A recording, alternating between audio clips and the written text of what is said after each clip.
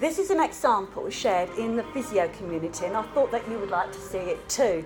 It's a visual example of how our core system works and how it needs to work as a unit, balanced with strength, relaxation and flexibility. So this tube of toothpaste is going to be our core. Yeah? Up here is the diaphragm. You see the diaphragm at the top here. And then we have the lower tummy just where my finger is here. And then round the back, we have the lower back muscles, yeah, on the opposing side. But then, of course, we've got the lid here, and that's going to be our pelvis. So I'm going to unscrew the pelvis. Now, within the pelvis, we have the pelvic floor. Now, 3 exits for women and 2 exits for men, okay? Now, I'd like you to put your hand on your belly.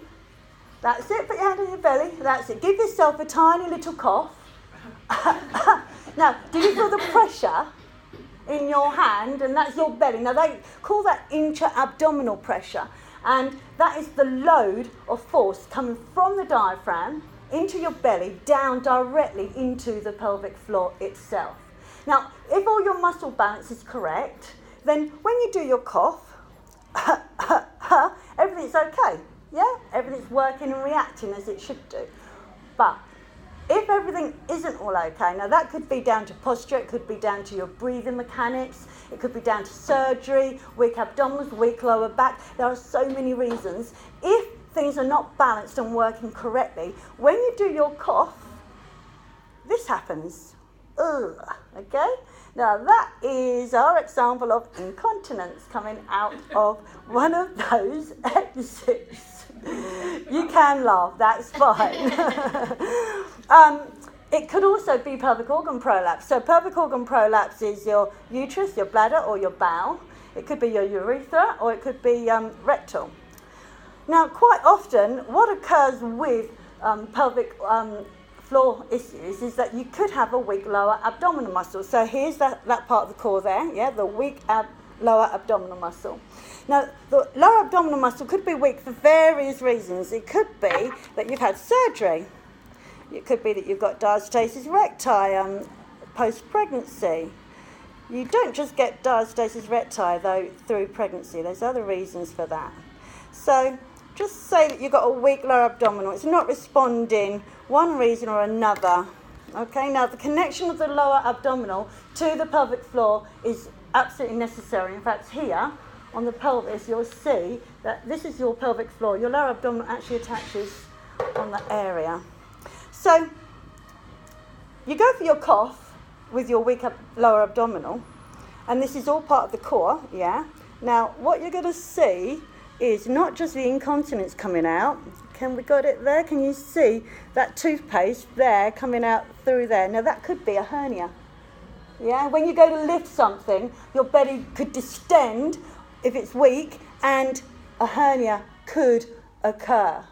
So what do you do if you're feeling weak in your core? Quite often you do the right thing. You'd go to the gym. I'm going to work my core, yeah? So you go to the gym because your lower back is weak, your core is feeling weak.